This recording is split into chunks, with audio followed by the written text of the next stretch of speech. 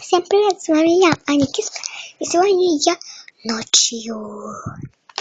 Сегодня я вам хочу показать, послушать, как храпит моя бабушка. Слушайте.